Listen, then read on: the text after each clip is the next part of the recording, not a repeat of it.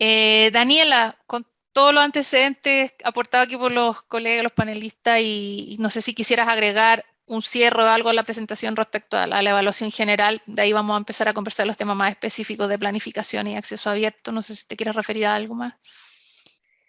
Mira, efectivamente cuando uno pone el foco en los desafíos, uno pudiera parecer tener una visión más negativa, pero yo creo que también, y coincido con quienes me han precedido, en que la evaluación general de la ley es que significó un avance, además era absoluta y completamente necesaria, y abordó temas bien problemáticos como a los que hizo referencia Valesca respecto de las deudas en el sistema de subtransmisión, ¿no es cierto?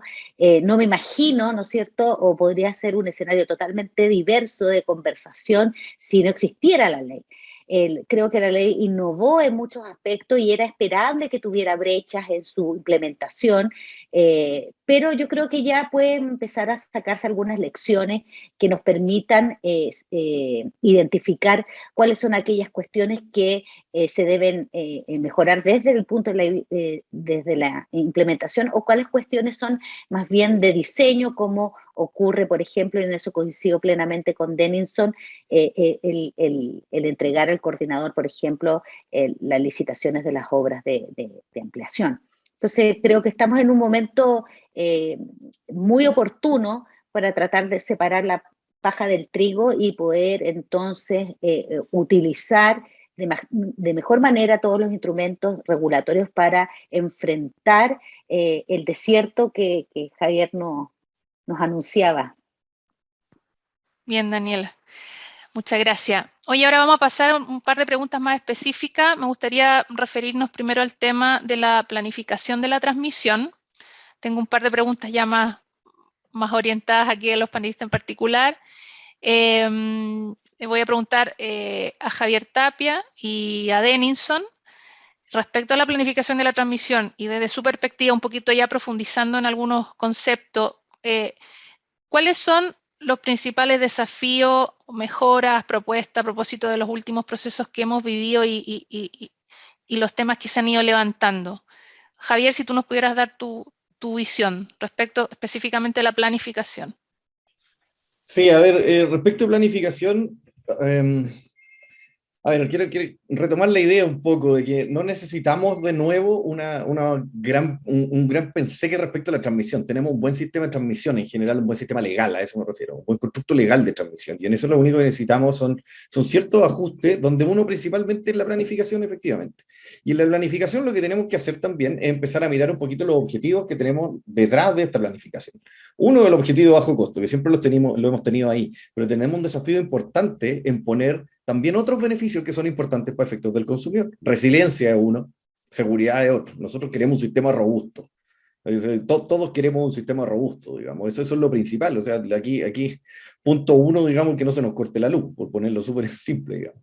Y punto dos, sistema resiliente para efectos de, bueno, todos los desafíos que estamos viendo en materia de cambio climático, en materia de cambios que no habíamos visto en años anteriores. Hoy día tenemos aluviones donde no habían, llueve donde no había, no llueve donde antes llovía, o sea, tenemos un desorden ambiental del cual tenemos que hacernos cargo, y eso requiere redes resilientes. Un desafío de la planificación es ver cómo hacemos estas redes resilientes. Estas redes resilientes no necesariamente son las redes más económicas del mundo. Entonces, ¿cómo conjugamos un poco el efecto económico-precio, por un lado, con estos otros efectos que son importantes y que son absolutamente centrales para un consumidor? Ese es un desafío primero. El desafío segundo, el que ya conversábamos. Requerimos hoy día de obras más o menos urgentes, y esa hay que identificarlas. Nosotros, de hecho, dentro de la asociación estamos haciendo un esfuerzo por identificar cuáles estimamos nosotros que deberían ser estas obras más o menos urgentes. No tenemos los resultados todavía, pero los tendremos luego, esperamos. Y estas son obras que debieran incorporarse pronto dentro de la planificación. Y dentro de la planificación con estos tres criterios, ¿no? Seguridad, resiliencia y, por supuesto, menores costos, que ha sido donde siempre nos hemos centrado.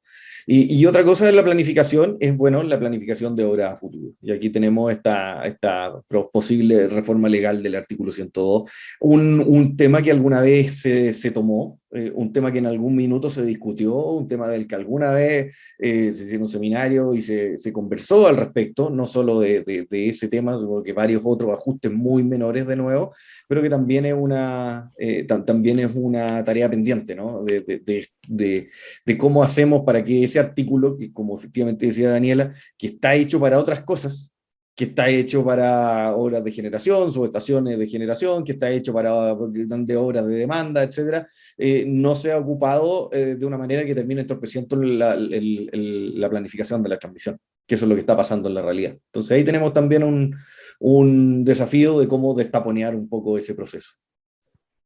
Gracias, Javier. Denison, desde el otro lado del escritorio, ¿cómo tú evalúas los principales desafíos o mejoras o propuestas que se pudieran compartir, por supuesto? Sí, la verdad no sé si es exactamente el otro lado del escritorio, yo creo que estamos más o menos todos en la misma. Claro, porque a mí me gusta esto escuchar de pronto a Francesca y a Javier con un poquito contrapunto. Yo creo que justamente nosotros como comisión, y por eso lo dije, ¿no? Tenemos que estar permanentemente velando, digamos, porque se desarrolle, ¿no es cierto?, la transmisión de manera, ojalá, voluminosa desde el punto de vista de la resiliencia, como decía Javier, de la seguridad. Ojo, Javier, que está la suficiencia también, es decir, sobre todo los sistemas zonales, todavía ni siquiera había suficiencia. Entonces, los planes de expansión han ido desarrollando suficiencia, pero también entendemos, como bien dice Francesca, que este tema va al cliente, por lo tanto tiene que ser eficiente, además de seguro, y esa contraposición es la dinámica en la que hay que estarse permanentemente moviendo. Y yo creo que ahí hay desafíos importantes. Nosotros como comisión, por ejemplo, lo que hicimos fue,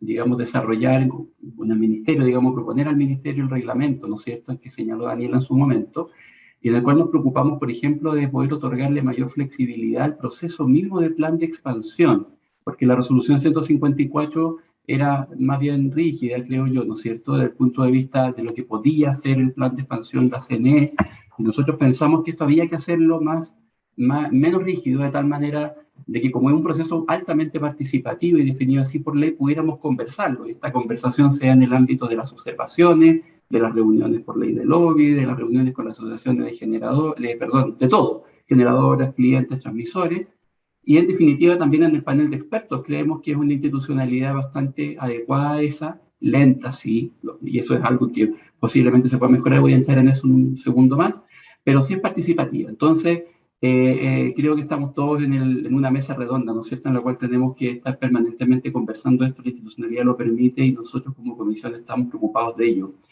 Y de la misma manera como aparecen más flexibilidades en el reglamento, también aparecen algunas definiciones importantes. Por ejemplo, cómo en los almacenamientos pueden apoyar, ¿no es cierto?, en darle mayor flexibilidad a costos, esperamos, cada vez más bajos, ¿no es cierto?, del sistema de transmisión. Y lograr esta mezcla virtuosa de costo-eficiencia y de suficiencia, confiabilidad, llamemos, y resiliencia, que es algo que hay que avanzar más. Ahora, creo que en el punto, hay un punto importante acá también, que es un desafío relevante, y que es la relación entre la planificación de los sistemas zonales y de la distribución. Lo comentó un poco José Venegas al comienzo de su ponencia, justamente o de su discurso, justamente porque lo hemos conversado bastante. Aquí hay una regulación de distribución que tiene 40 años, ¿no es cierto? Y hay una regulación legal de transmisión que tiene 5 o 6, ¿no es cierto? Entonces, pareciera ser que, claro, el mismo hecho jurídico genera ya esa distancia, esa diferencia, y esa hay que acortarla, y para eso necesita uno acortarla por las dos vías. Yo creo que hay espacio para modificaciones regulatorias en el ámbito de la distribución que pueden apalancar mejor el desarrollo de la transmisión zonal, pero hay que cambiar esa ley y nosotros creemos que hay que continuar en eso en los próximos meses, no muchos años, sino que en los próximos, ojalá, meses. Por de pronto lo que sí se está haciendo es que efectivamente en el mismo reglamento ya se introduce el requerimiento por parte hacia la CNE, de parte de las distribuidoras, de información de distribución más específica, de tal manera de poder hacer más coherente el desarrollo de la transmisión con lo que están proyectando como desarrollo las distribuidoras en sus redes también, ¿no? Bueno, habría muchos otros, pero no me quiero tomar el tiempo, ¿no? par de puntos nada más. Bien, gracias. Había una pregunta de los asistentes, Miguel Alarcón, un poco que se refiere a esto. La voy a leer no para que la contesten, sino que un poco comentar. Dice, ¿se pudiera avanzar hacia una regulación en que el acceso abierto y el plan de expansión estén directamente relacionados, permitiendo que generadores puedan, a precios regulados o de mercado, realizar obras de ampliación en las subestaciones existentes sin requerir pasar por una obra urgente o un proceso de planificación de la transmisión? Y profundizando un poco más en el tema que los transmisores pueden realizar aumento de capacidad de líneas de transmisión para reducir restricciones. Bueno, acá un poco a propósito de lo que se refería Javier y Denninson, y por ejemplo este levantamiento de obras urgentes que habla Javier, claro, uno podría pensar, tampoco es para lo que lo respondan, pero yo creo que se requiere un cambio legal para que podamos hacer una implementación de estas obras de urgente a propósito del proceso de descarbonización súper acelerado que está prácticamente exigiendo el país o la ciudadanía o los mismos clientes. Eso lo dejo un poquito para ir a la pregunta siguiente, y a propósito de las futuras necesidades. Esta pregunta va para Daniel y Valesca, después voy a ir con Francesca. Por ejemplo, respecto a aspectos territoriales, multisectoriales, la descarbonización acelerada, ¿cuáles serían los principales desafíos entonces a propósito de la planificación de la transmisión? Un poquito si se pudieran referir a desde sus mundos, de generación por un lado y la opinión experta ahí de Daniela. Valesca, partimos contigo. Dale, gracias. Mira, en el tema de la planificación de la planificación de los sistemas de transmisión, claramente desde el mundo de la generación detectamos brechas que se han conversado largamente con la autoridad, y es la falta de coordinación entre, por ejemplo, distintas entidades del gobierno, como por ejemplo es Bienes Nacionales, que por un lado está licitando terrenos en ciertos sectores para, naturalmente, para el desarrollo de generación renovable, y que no está conversando con el desarrollo de la red de esos sectores. Ahí tenemos una cantidad de megawatts por construir, que naturalmente la red es imposible.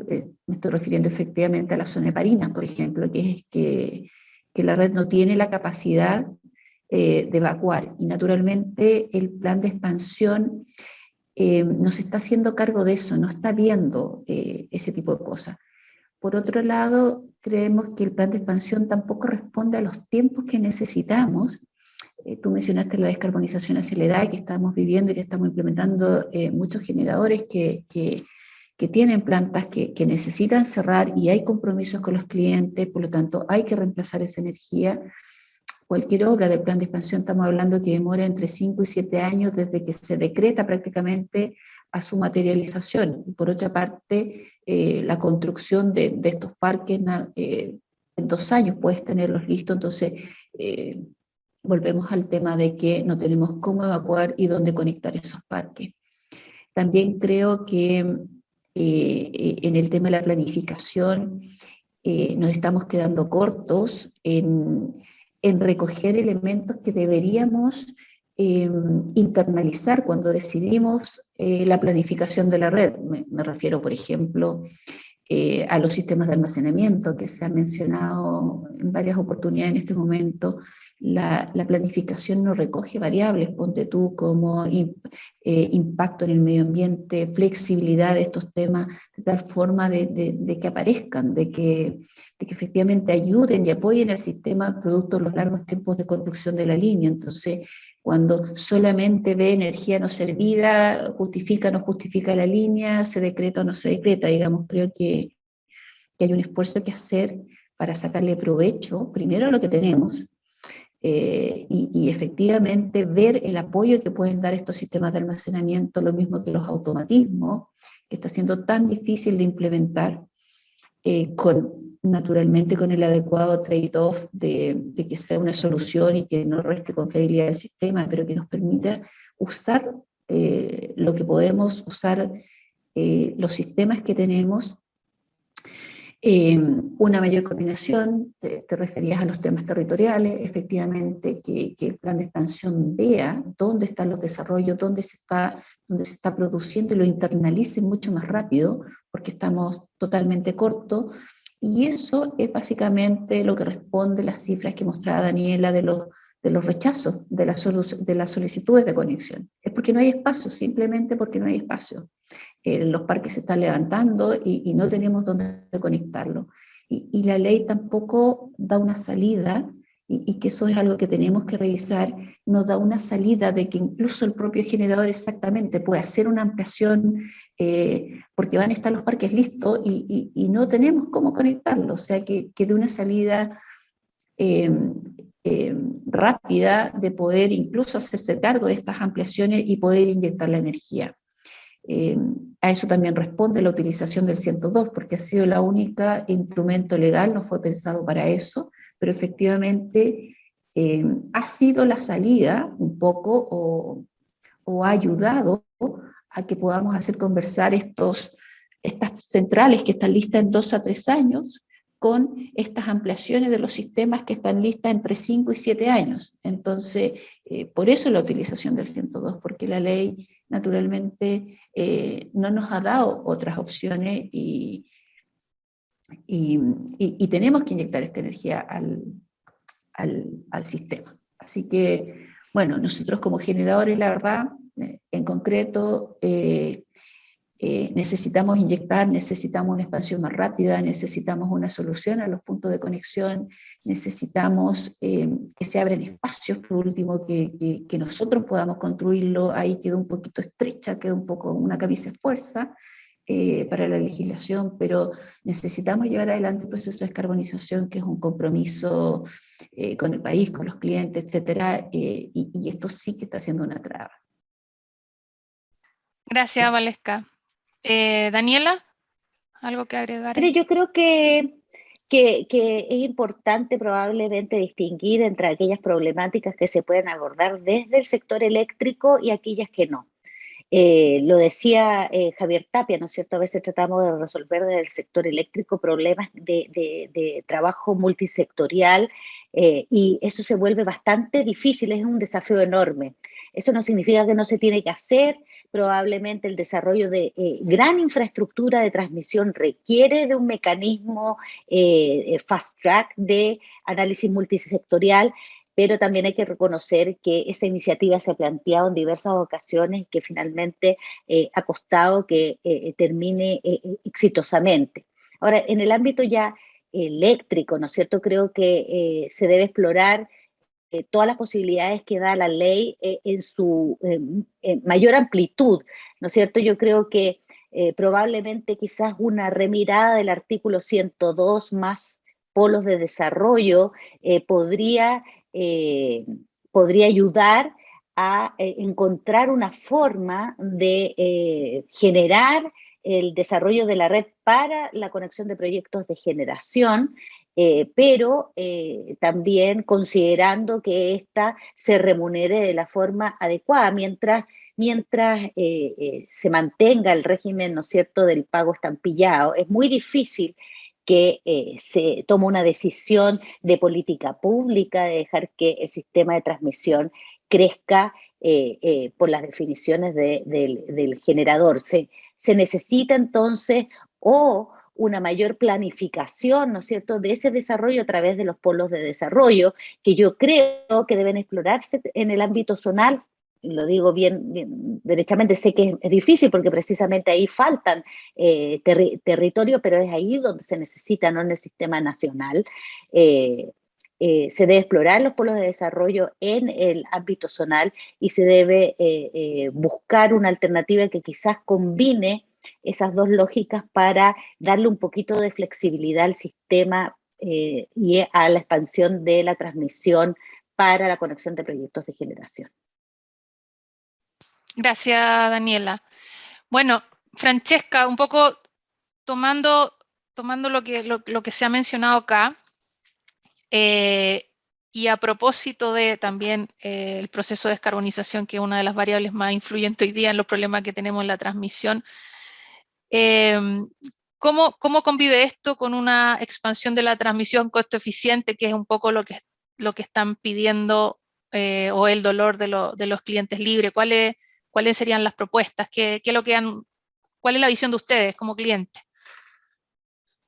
Bueno, tomando un poco lo que decía Daniela recién respecto a las señales de localización, nosotros vemos complejo el escenario en el cual no se sigan considerando estas señales de localización, porque finalmente, por ejemplo, si tú tienes un generador que se instala lejos de los centros de consumo, puede ofertar el mismo precio de energía que uno que está al lado, pero finalmente, o puede ofertar, supongamos, muy poquito más barato, y se gana la licitación. Pero finalmente a la hora de ver el costo total de suministro, el que estaba al lado del centro de consumo, finalmente en un costo total, incluyendo todos los costos sistémicos, los costos que no son de energía, era más barato al final, pero eso hoy en día no se está viendo.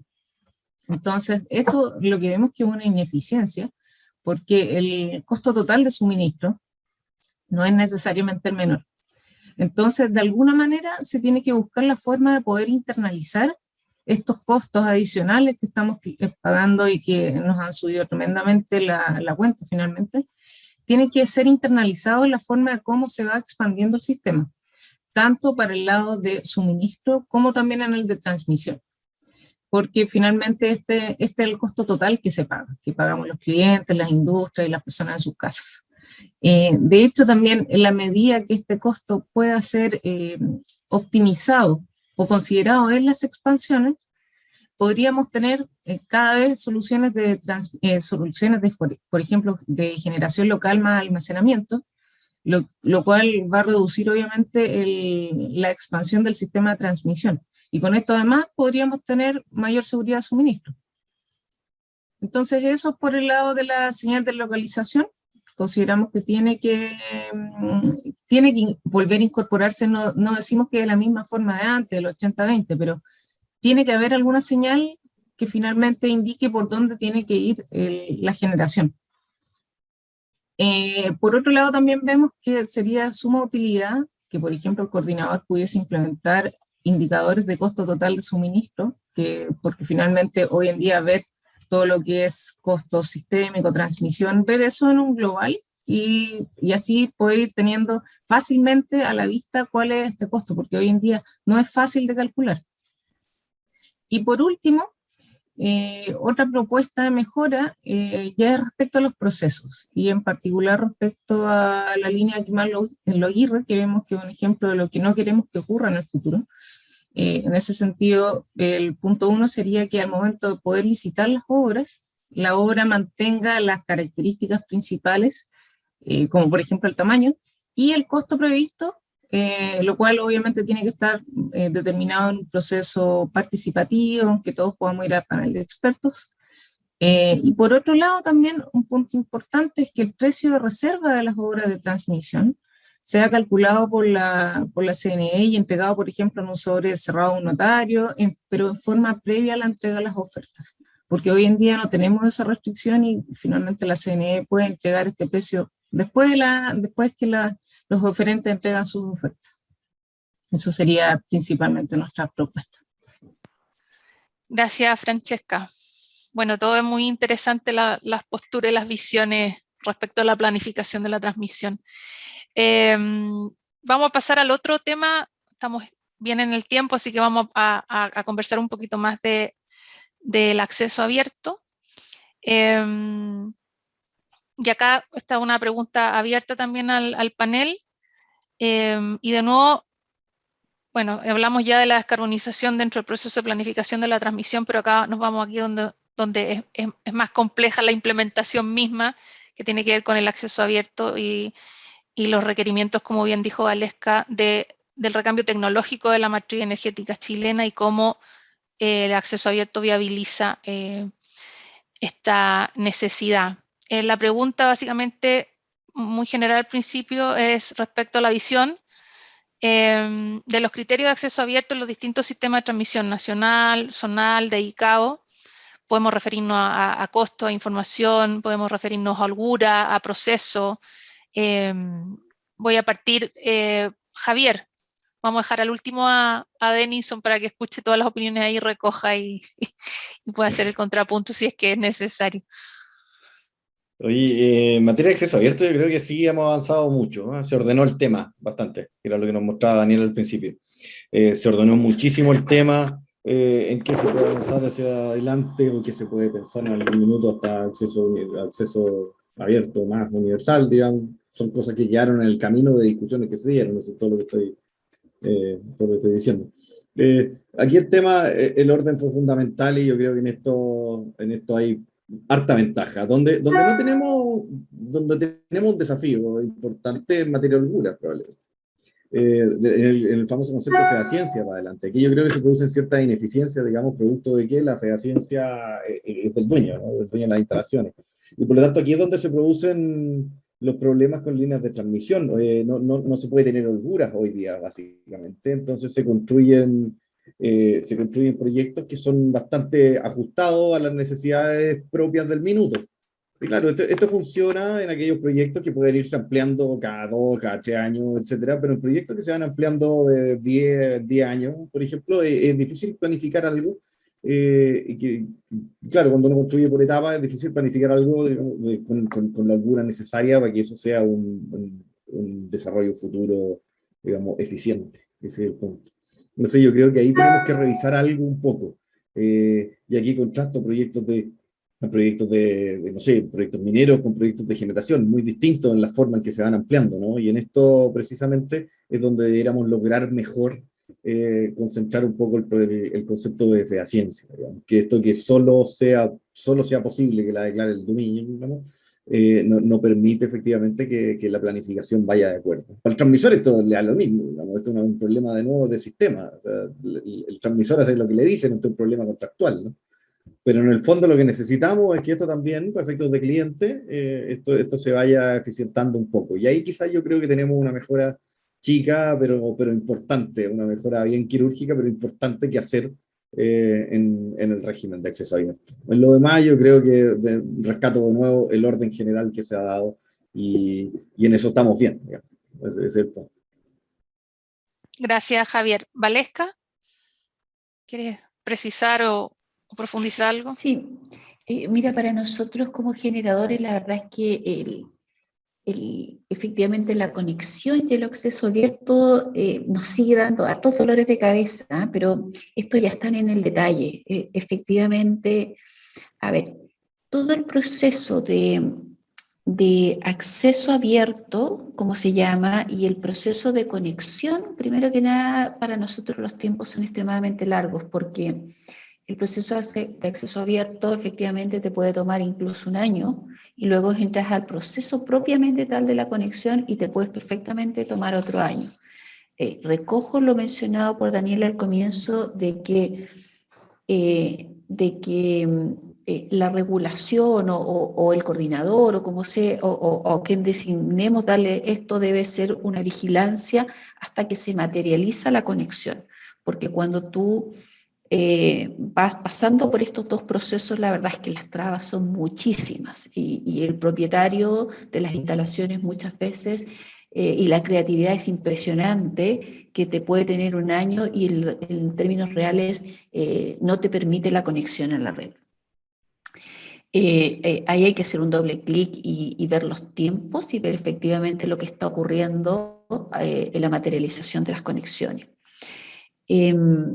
Efectivamente, creo que también hay una brecha en el tema de, que también fue mencionada en la presentación inicial, en el tema de la transparencia y la asimetría de información que hay todavía, pero es una brecha que se puede abordar perfectamente, de los puntos de conexión que están disponibles, los que se van cayendo, los que están tomados, los que ingresan y sacan solicitudes para mantener tomado un punto de conexión.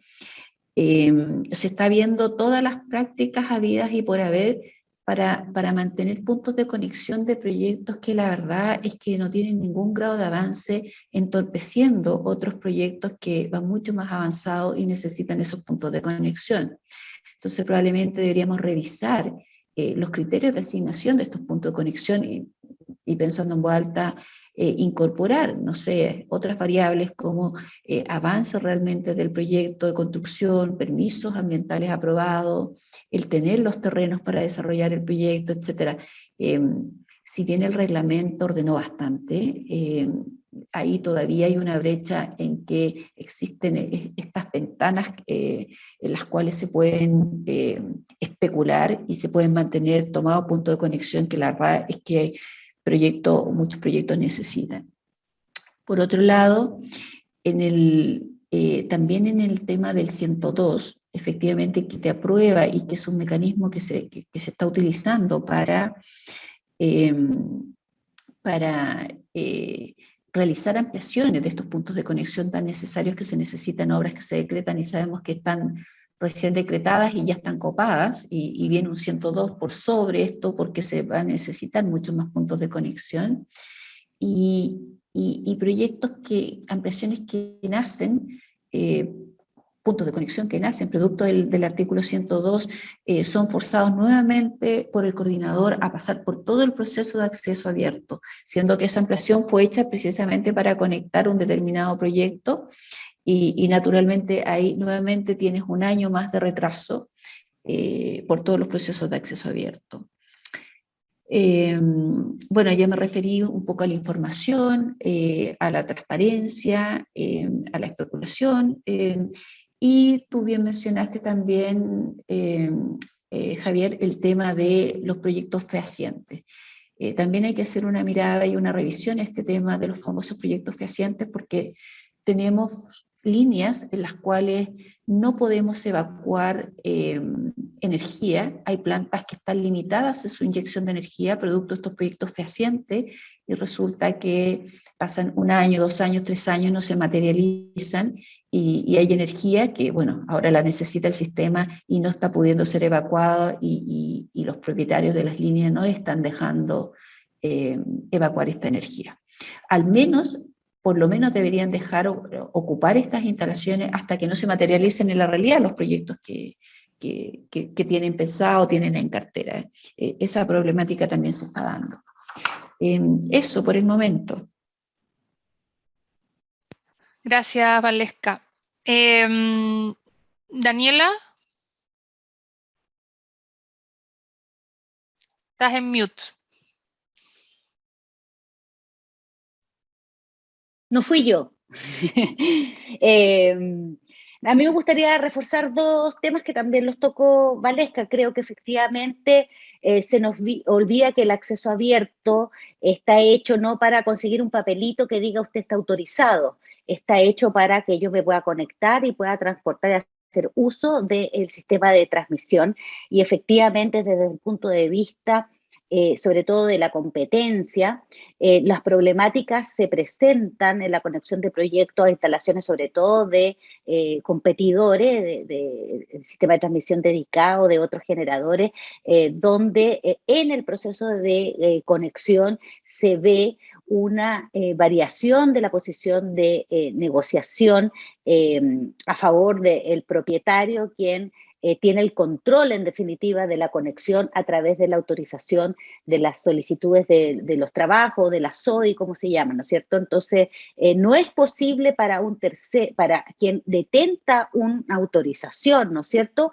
conectarse si el propietario no autoriza un cúmulo de solicitudes de trabajo, y hay algo ahí que no hace sentido, ¿no es cierto? Probablemente el coordinador debiese tener un rol más importante en determinar si las exigencias que se están haciendo para emitir ese tipo de autorizaciones son razonables o no. Y por eso yo decía que creo que hace falta un mecanismo de reclamación expedito, no el regular de la superintendencia, que permita también resolver este tipo de controversias. O sea, probablemente cuando un proyecto de generación ya está para conectarse, tiene que cumplir ciertos compromisos, no es baladí los plazos de esa conexión, y por lo tanto el esperar un proceso de investigación o de fiscalización de la superintendencia de 6 meses simplemente no es una alternativa. Entonces uno puede decir, no hay alternativa para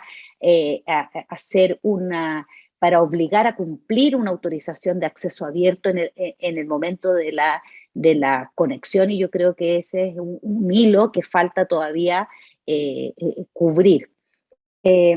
Y lo otro que también es muy interesante es que se tome una definición, que se reflexione, quizás se tome una definición regulatoria diversa respecto de cuál es el nivel de madurez que requiere un proyecto para iniciar el proceso de acceso abierto. ¿Ya?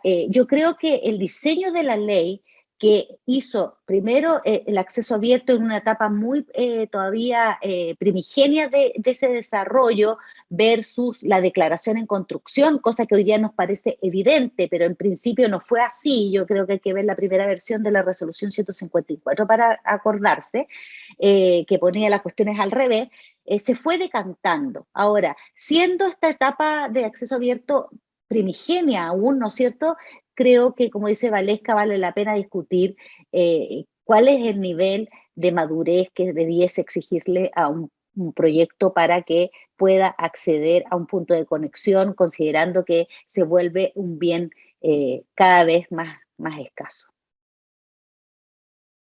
Gracias, Daniela.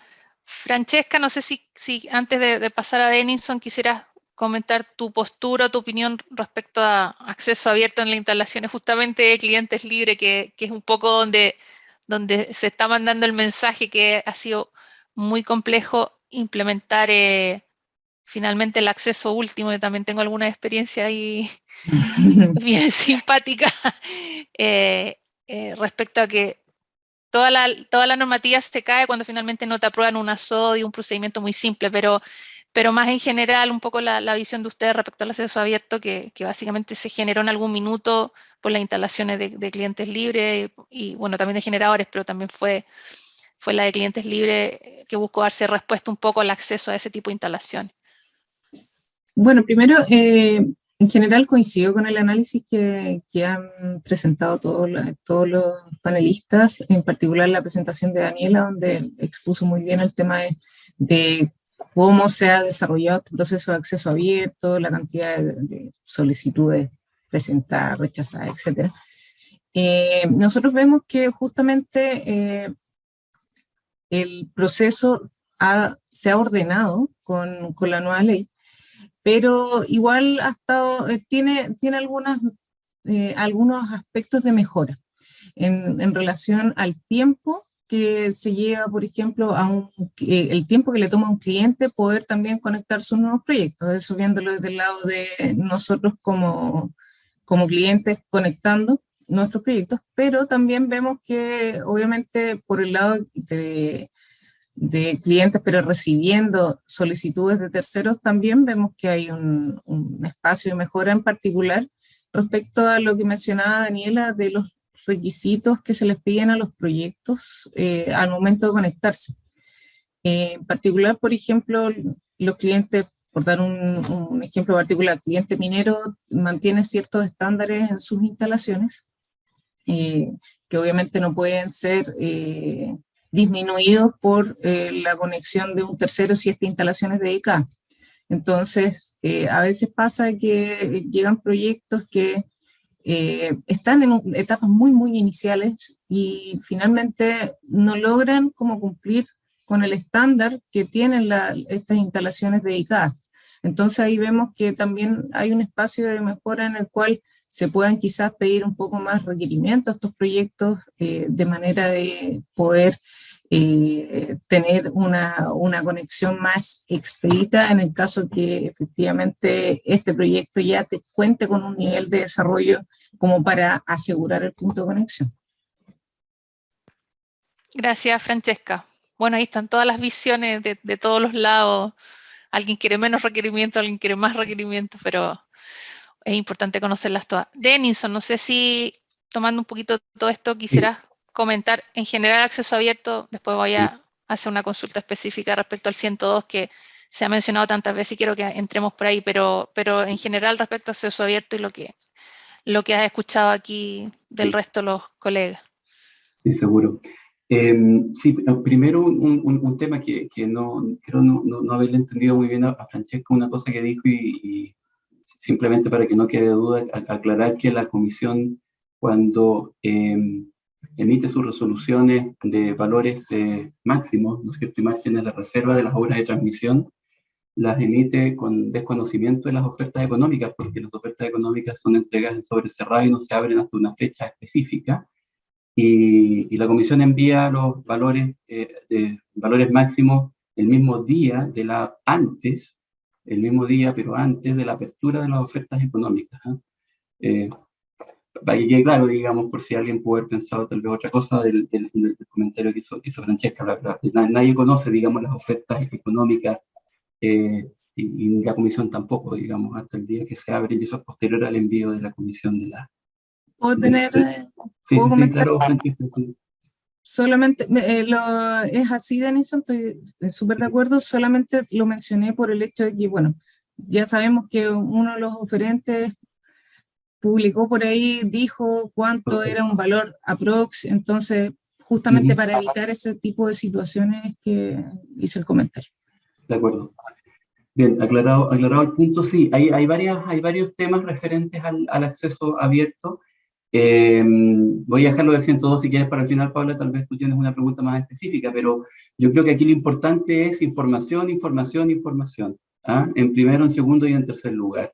Efectivamente, las compañías eléctricas, las transmisoras, los clientes, los generadores, lo que necesitan, ¿no es cierto?, es tener una cantidad de información, digamos, primero, en calidad me refiero, y en cantidad adecuada, ¿no es cierto? Aquí uno observa que todavía falta mucha información que las mismas transmisoras, por ejemplo, incorporen en las bases de datos del coordinador. Yo creo que el llamado ahí es que lo puedan seguir haciendo, lo han estado haciendo, pero todavía falta, y uno observa que vienen a reunión por ley de lobby muchos desarrolladores que dicen que tuve problemas porque no tenía, digamos, toda la información, ¿no es cierto?, de la infraestructura existente, por ejemplo. Eso es lo primero.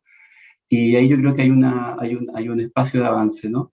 Por otro lado, está siempre esta dicotomía de que queremos que las conexiones sean rápidas, pero aquí no hay nadie del coordinador, ¿no es cierto?, en esta mesa, así que voy a hablar un poco a título de ex trabajador del coordinador, y el sistema eléctrico también hay que cuidarlo, ¿no es cierto? Entonces, efectivamente, por muy rápido que se quieran desarrollar las conexiones, hay que tener tiempo para poder estar completamente seguro de que la inclusión de estas nuevas instalaciones no va a perjudicar al sistema desde el punto de vista de su estabilidad u otros elementos. Por supuesto que probablemente sí el coordinador tiene espacios para poder aún eficientar aún más el proceso, de tal manera de acortar los plazos al máximo, pero esos plazos tienen un límite, que son los límites asociados a los riesgos que el sistema eléctrico enfrenta cuando hay conexiones de proyectos nuevos, ¿no es cierto? Y ahí tal vez un mundo más técnico, más fome para algunos, que es la parte más eléctrica, pero que es la que al final nos deja cuando sin energía, ¿no? Entonces también hay que ser cuidadosos con eso. Yo creo sí que hay espacio para que acorte todavía los plazos aún más el coordinador ahí, ¿no? Respecto a las certidumbres, y que también hay información al final del día, un poco lo decía Daniela también, si mal no recuerdo, que tiene que ver con la declaración en construcción, que esa es materia propiamente de la comisión. Efectivamente se hizo este cambio, que a mi juicio quedó mejor, digamos que efectivamente se requieren, ¿no es cierto?, declaraciones en construcción, y nosotros como comisión lo que hemos hecho, yo creo que aquí hay oyentes que han podido o podrán manifestar su acuerdo conmigo en esto, de que hemos tenido las puertas abiertas para recibirlos a todos, y además hacerlo más rápido la declaración en construcción, y ahora se ha llegado al punto en que estamos haciendo declaraciones por proyectos, y ya ni siquiera esperamos un mes o a que finalice el mes para tener, ¿no es cierto?, una declaración en construcción general, sino que las vamos haciendo on demand, muy rápidamente, y cuando efectivamente nos hemos demorado más, no tiene tanto que ver con los procesos internos, sino justamente con la cantidad de antecedentes que nos dejen también tranquilos, porque como comisión, al igual que lo dije antes respecto al coordinador, tampoco podemos colocar nuestro timbre y nuestra firma en una declaración que no creamos que cumple con los requisitos mínimos de la ley, y que sin embargo, al saber que estamos pasando por un periodo que tiene un decreto preventivo de racionamiento en curso, hemos sí flexibilizado algunas, digamos, partes de este proceso, de tal manera hacerlo lo más rápido, pero efectivamente todavía yo creo que hay que observar el resto de la cadena, ¿no es cierto?, y ver dónde se pueden hacer las mejoras, y es lo que estamos permanentemente haciendo. Y otro punto que soslaya un poquito el tema todo el tema en realidad de acceso abierto tiene que ver con la madurez del proceso, ¿no? Aquí uno observa que hay mucha casuística. Cuando uno está y mete las manos, cada uno de ustedes probablemente tiene, y de los oyentes en un proyecto específico que tiene su casuística particular. A la comisión y al coordinador le llegan todas las casuísticas, y ahí lo que se ha estado haciendo es justamente poder encontrar los espacios comunes regulatorios para poder dar cuenta de aquellos casos que son más comunes, pero también hay otros que nunca los va a poder abordar la regulación, y ahí está el ámbito de discrecionalidad del regulador, que no puede ser, por supuesto, arbitrario, sino que tiene que ser muy bien fundamentado, y así lo haremos, y lo estamos haciendo, para poder abordar cada caso. Entonces, en cierta medida, esta casuística se va abordando rápidamente, y la que se pueda generalizar se regula, y la hemos estado regulando, porque hemos ido cambiando la regulación en ese sentido. Hay una guía para las declaraciones en construcción de la comisión que puso en su sitio web hace un tiempo esta institución, justamente para poder mejorar, ¿no es cierto?, esa parte de la información que señalaban que es competencia nuestra. Y al final, en cierta medida, ¿no es cierto?, estas casuísticas y estas soluciones que va implementando el regulador y el coordinador van sentando también jurisprudencia que ayuda al aprendizaje, porque al final este aprendizaje es algo en el cual estamos todos embarcados en la transición energética, que hay tanto proyecto distinto que se quiere conectar y que ha ido logrando hacerlo. Entonces yo creo que aquí hay un vaso que está a la mitad, medio lleno, medio vacío, espacios de mejora por supuesto, pero yo también estoy convencido de que se está avanzando mucho en las mejoras de los procesos de acceso abierto. Eso, Paola. Gracias, Denison. Bueno, nos quedan algunos minutos. Quisiera referirme a dos últimos temas, pues se los adelanto, que el régimen 102, y vamos a cerrar con los temas de innovación en transmisión.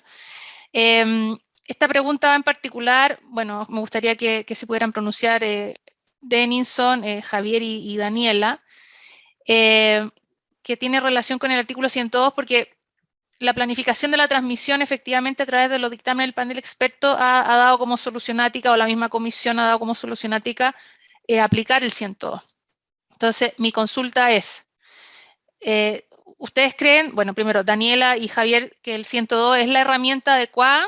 ¿Cómo se ha desarrollado la aplicación de este artículo que va un poco en subsidio de la misma planificación o de los tiempos? Como dato solamente, estuvimos revisando en algún minuto la cantidad de solicitudes de 102, y finalmente las que flotan generalmente son de obras que van más bien hacia el lado del consumo, de las distribuidoras, más que de los generadores en sí. Entonces, uno cuando aplica un 102 tampoco tiene la seguridad de que esto va a funcionar. Entonces, quisiera saber un poquito la opinión de ustedes, y le doy después, al final, un contrapunto a Denison. Por favor, muy brevemente, porque nos quedan muy poquitos minutos. Javier. Yo creo que ya lo hemos dicho, el 102 no funciona, está provocando problemas con la planificación. O sea, tenemos demasiadas cosas que están formando de excepción a la regla, y eso no puede ser para efectos de obra.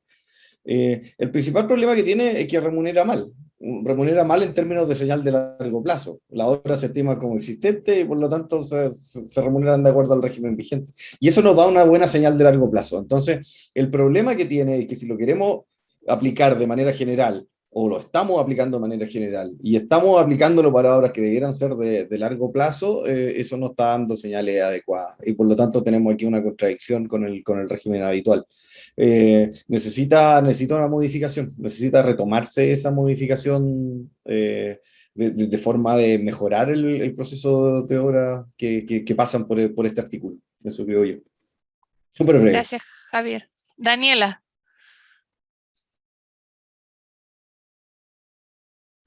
Ahora sí fui yo.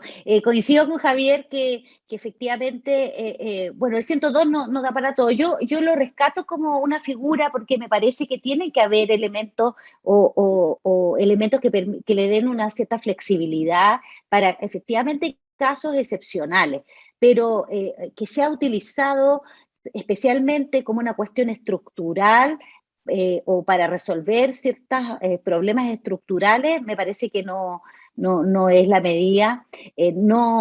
Por ejemplo, para la generación, en realidad, pese a que se sugiere, dados los requisitos que se solicitan, no sirve de mucho.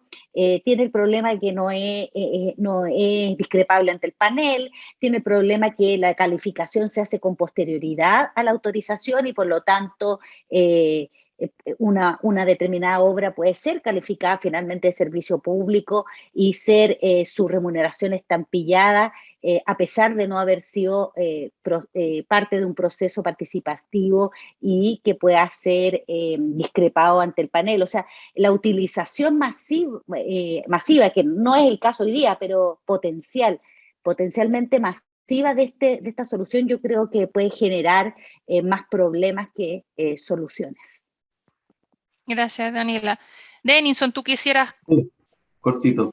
Dale. Mira, sí, gracias, Paola. Efectivamente, yo tengo la impresión que la ley 20.936 pensó en otro diseño o en otra forma de diseñar el sistema de transmisión. Es una forma muy centralizada para grandes obras de infraestructura, para largos plazos y no para renovables que se instalaban y se podían instalar en 2 años, digamos. Eso no cabe ninguna duda. De hecho, tanto es así que el artículo 102 ni siquiera es el artículo 102 el que regula las conexiones en su totalidad, sino que es el segundo inciso, ¿no es cierto? El artículo 102 que por lo demás da cuenta de esta problemática y que yo concuerdo con Daniela de la remuneración, la señal económica. Yo creo que no es totalmente correcta, ¿no? Entonces, queda una suerte de vacío de qué ocurre con las conexiones intermedias, ¿no? Y efectivamente, lo que hemos hecho, ¿no es cierto?, como reguladores, es darnos cuenta de que está esa necesidad. Y cuando uno observa una necesidad y la ley, digamos, no permite explícitamente abordar esa necesidad, que es la de más bien mediano plazo, que es la de la conexión rápida pero eficiente, entonces, bueno, lo que hay que hacer es tomar lo que hay.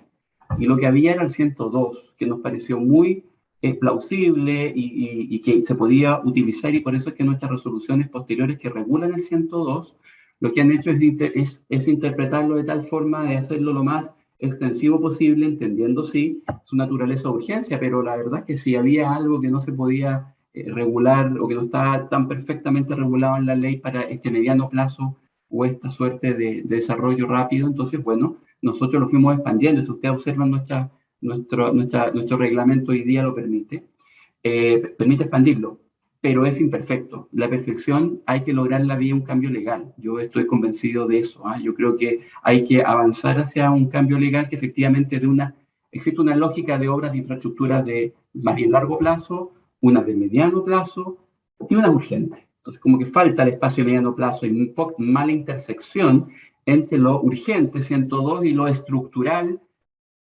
título no sé cuánto de la Ley General de Servicios Eléctricos en lo que es planificación, ¿no es cierto? Esa intersección que estamos tratando de hacer un poco a la fuerza, pero que ha logrado desarrollos, y yo creo que han sido buenos, es la que hay que estructurar en una ley. Sí recordar que nosotros incorporamos justamente como propuesta al Ministerio en nuestro reglamento la posibilidad de conexiones provisorias, de nuevo, estirando, ¿no es cierto?, esta lógica y acercando estas dinámicas de urgencia y estructurales hacia el desafío muy importante de la planificación que yo quería señalar, que es este de abordar los proyectos más bien de mediano plazo, con sentido también de participación, que hoy día no lo tiene el 102 ni por cerca el nivel de la planificación de la transmisión, habrá que buscar algo intermedio, y desde el punto de vista de la remuneración, que también, al ser considerado las existentes, tampoco tiene la misma lógica que debiera tener un proyecto propiamente tal, ¿no es cierto?, que se conecta.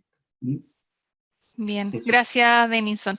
Bueno, nos quedan muy poquitos minutos y solo para terminar, referirnos muy brevemente, me gustaría que conversáramos respecto a cómo estamos viendo la incorporación de la innovación a las redes de transmisión, soluciones como sistemas de almacenamiento, FAC, también los esquemas de reducción automática de generación, que fueron muy exitosos en Chile, los que se instalaron en el año 2015 en el norte.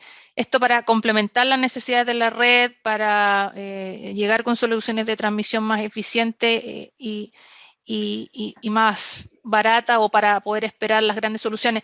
Me gustaría la opinión de Francesca al respecto. ¿Cómo están viendo esto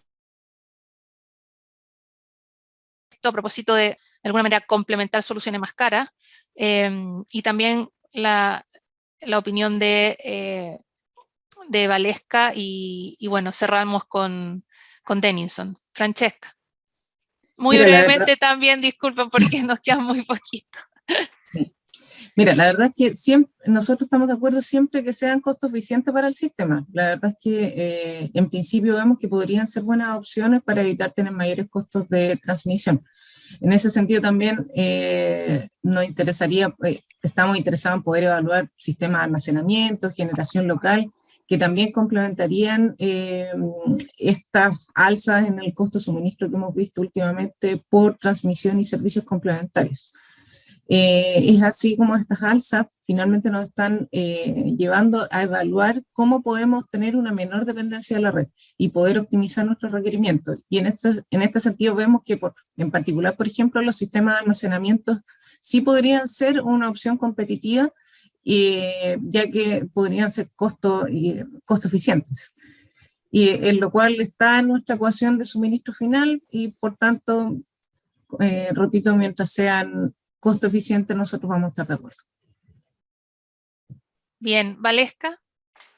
Rapidito, también lo mencioné muy de pasada en otra intervención. Efectivamente creemos que el plan de expansión debe ser un poquitito más abierto, incorporar en específico los sistemas de almacenamiento, incorporar variables externas que tienen de instalación de estos sistemas, por ejemplo, el bajo impacto ambiental de donde se instalan, por ejemplo, la flexibilidad que tienen ellos una vez que viene la solución definitiva o las condiciones del sistema ya hace que no se requieren en un lugar, lo puedes mover para otro lugar, etc. Y debe internalizar todo este tipo de variables con el objetivo de poder finalmente decretar o no la obra. Ahora los automatismos también, esquemas de reducción, etcétera. Creo que tenemos que ponerle toda la innovación que sea necesaria para aprovechar todas las potencialidades de la red. Es tan difícil construir una línea de transmisión en este país tan chiquito y largo y angosto que naturalmente tenemos que ser súper creativos en utilizar a fondo lo que tenemos en este minuto. Transferencia, aumento de transferencia, realmente y con apertura y pensando un poquito fuera de la caja y tratando que no nos den miedo estos automatismos, temperaturas en tiempo real para optimizar las transferencias, etc. Por supuesto, teniendo a la vista la seguridad del sistema, hacer un intento de que naturalmente no perdamos confiabilidad, pero tenemos que correr un poquito más de riesgo, sobre todo en las situaciones que estamos viviendo. Gracias. Bien, gracias. Denison, para que cerremos este panel respecto a innovación en transmisión. No, yo creo que se ha dicho todo, la verdad. Aquí es importante sí recordar dos cosas, ¿no? Lo primero que dije, que el reglamento da mayor flexibilidad a la comisión para que pueda hacer, digamos, diversos análisis, pero también recordar que este es un proceso participativo y una recomendación del coordinador en el plan de expansión y hay propuestas de los proponentes. Por lo tanto, la innovación aquí no es capital exclusivo de nadie, ¿no es cierto? Sino que al contrario, está distribuido todo ese deseo en todos los agentes que puedan participar del proceso de planificación, así que yo al contrario, yo los invito a presentar digamos, proyectos, propuestas innovadoras que las analizaremos absolutamente todas en la comisión. Súper. Bueno, muchas gracias Daniela, Javier, Denison, Francesca, Valesca, por este interesante panel. Siempre se aprende un poquito más de la normativa, aunque uno ya se la ha leído 1000 veces. Y bueno, hay hartos desafíos.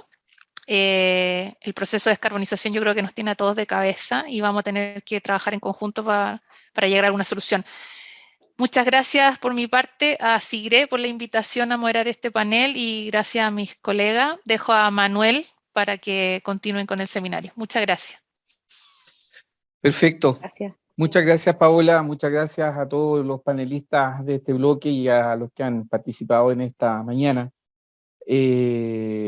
Interesante e importante el análisis realizado sobre el tema de descarbonización. Hay un trabajo no menor y también de bastante cuidado para reforzar el sistema. Bueno, ahora dejo con ustedes a Juan Carlos porque viene el último bloque y donde es un bloque especial dedicado a Sigre y a la participación internacional con sus profesionales referentes en este ámbito. Así que es muy grato dejar, Juan Carlos, la audiencia contigo.